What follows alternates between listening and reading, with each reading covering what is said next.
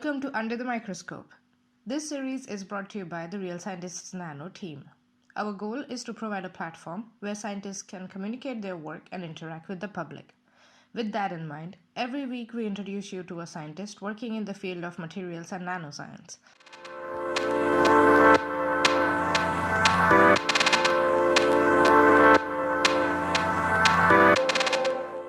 Hi everyone, today we have with us Charlie Wand, who is a postdoctoral researcher at the University of Manchester. Hi Charlie, how are you doing? I am all right, thanks. Wonderful. Let's dig deeper into your research and understand your scientific journey. So could you tell us how did you end up in your current research field? So I did a degree in chemistry first. It was one of these ones with an integrated master's. And in between my third and my fourth year, I did a summer internship at the University of York when I used simulations to study polymers, so soft matter systems. And I enjoyed it so much that I went back to York to do my PhD in it. And I've never really left since then. So I went to Sweden for a year to look at polymers for packaging. And then I came back to the UK and I've worked in Cambridge and then Manchester looking at soft matter systems. Okay, so all theoretical work. Yeah, I'm not very good in the lab. Okay, interesting. That's super interesting that you have also traveled around a bit, gathered and experience from different labs, which is great. Yeah. And it's really nice, particularly in Manchester at the moment, the project I'm on, working with experimentalists I think is very important for people who do simulation and vice versa, because you can learn a lot between the two. Right. That must be really exciting, I would say. So, to understand where exactly does your current research fall in this big picture, this big puzzle of materials or nanoscience? So, where would you say it falls?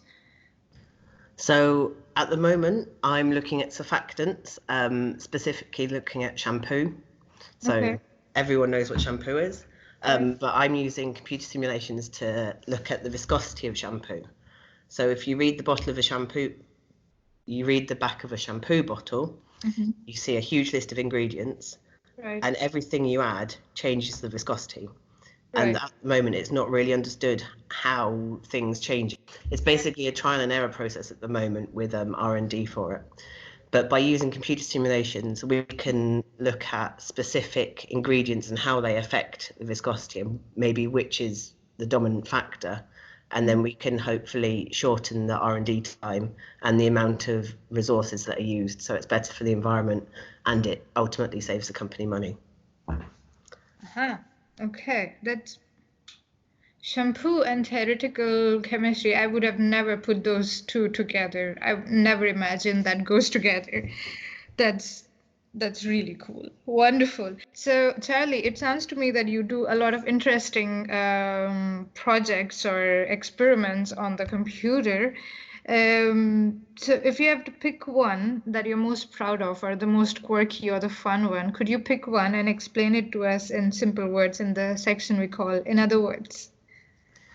So one of the research projects I'm most proud of is some of the work I did at Cambridge. So we were looking at the solubility of large molecules, predicting it from a molecular level. So the solubility is important for a huge range of applications. So for drugs, food, formulation, and in the oil and gas industries, basically everything in life, at some point, the solubility of things is important. And the ability to predict this using molecular simulations means that you don't have to synthesize and then test each molecule, which is particularly important if you're thinking about drugs and it's not an easy synthesis in the first place. But there's a couple of problems from doing this from a molecular point of view. So one way to do it is to perform a simulation of the box where you've got a solid phase and you've got your solvent, so water, say, and you just run it and run it and run it, and you see how much dissolves.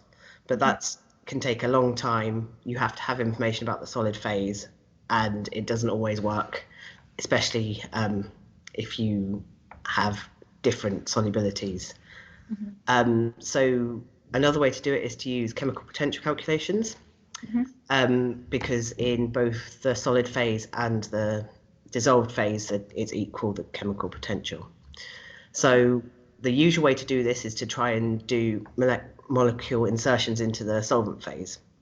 This works with small molecules because there's gaps between the solvent molecules so that they can be inserted. But when you're trying to do a big molecule, these will inevitably overlap with the solvent molecules, and then your simulation fails and you don't get any results. So what we did is we came up with a different cycle with 2 added steps to get around this issue. So instead of just trying to insert our big molecule straight into a box of water, you grow a cavity in the water, then you insert the molecule, and then you shrink the cavity. And the change in energy for that whole system, that whole cycle, is the same as if you're just trying to insert the molecule, but obviously it doesn't fail because there's no overlaps. Right. So that's one of the things I'm most proud of. It sounds really complicated. But did it work? Did it? Yes, it did work. Yes. Yeah, and there was a group that did it experimentally as well. So we compared it with experimental results for things like we looked at the partition coefficient, so the relative solubilities of cholesterol in water and octanol, and it worked. Aha. Okay, so that's cool. Could you talk about this on Twitter as well? I want to know. I'm curious how people understand it, or what reactions you would get on this. This sounds super interesting.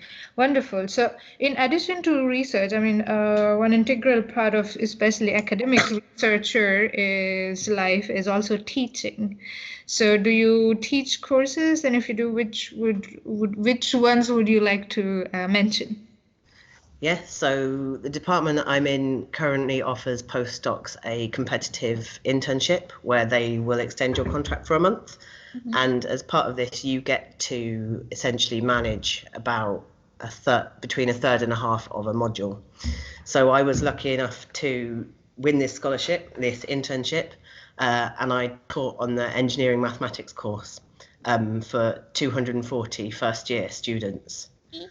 So that was a bit terrifying, standing up and giving a lecture to about 240 students, but it was definitely, I really enjoyed it in the end. So yeah. Oh, that's so engineering mathematics. So it's just general mathematics for engineering. It was general mathematics, yeah. Okay. Wow, how did it go? I think it went all right. I got some good feedback from the other lecturers on the course, so that was good. And yeah, the students sat the exam for it a few weeks ago, so we'll see how well they did. Yeah, congratulations on winning the scholarship. Thank you. Wonderful. So I hope your research experience so far has been wonderful and will continue to do so in the future as well. However, if you had 3 wishes to improve it, what would you ask for? And I'm not promising anything here. Pardon me. My first wish would be for longer early career contracts. So whilst I've had the privilege of being able to move around, it hasn't been very secure. And particularly recently, you end up spending a lot of time and strain at the end of one job thinking about what's coming next. Right. This also links to my second wish, which is to make more grants available for people not on permanent contracts. So a lot of grants have stipulations that you either have to have a permanent contract or your current contract has to extend past the closing date of the grant, which obviously affects people on shorter term contracts. And my third wish is for more collaboration between experimentalists and people who do simulations, because it's very easy for me to just sit and talk to people who do simulations and not talk to people who go in a wet lab. But then those are the people I should be talking to more, because they're the ones that we can validate and help each other. And I think that that's something that is definitely improving, but I think there's never going to be too much of that. True, that makes sense. Yeah, I really like your second idea, like more funding, like which could be addressed to the funding agencies. That more funding or preferential funding to people who are on the temporary contracts. Yeah. I think that's a really really good idea because that will balance out the the employment situation. Yeah. Which is great. Yeah, and also the third one, I mean, I remember from my PhD time as well that I was an experimentalist.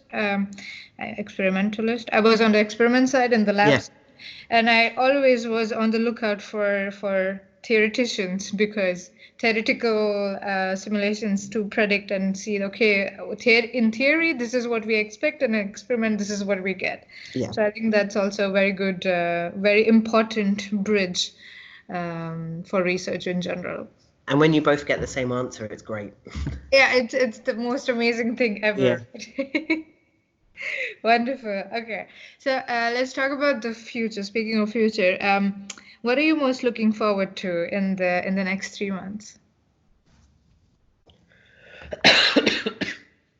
Sorry. So I'm starting a new project in the next couple of weeks. So I'm really looking forward to getting something new and something to get my teeth into. Great. And I've also just registered for a conference here at Manchester called the CCP BioSim CCP5, which are two collaborative funding bodies. And the conference is on multi-scale modelling of condensed phase and biological systems. Uh-huh. That sounds interesting. Now we are going to the biological systems from shampoo to. Yeah. Ah, that sounds exciting. Is it in the week that you will be curating or? No, it's the very end of March Ah, okay.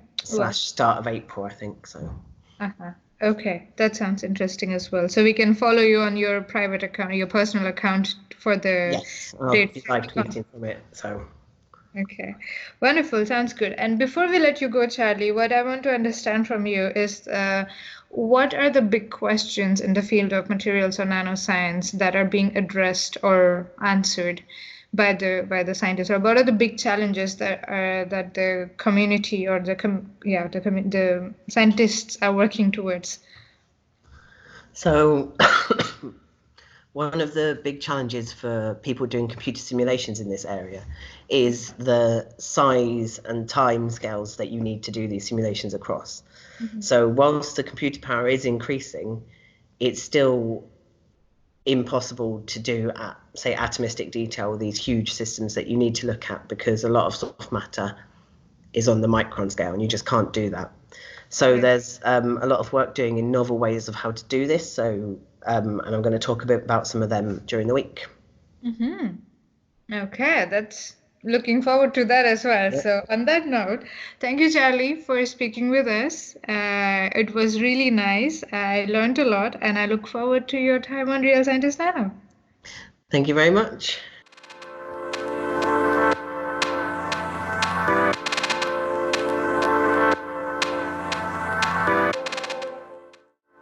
Thank you for listening. To know more about us, please visit our website realscientistsnano.org and follow us on Twitter at realsci_nano.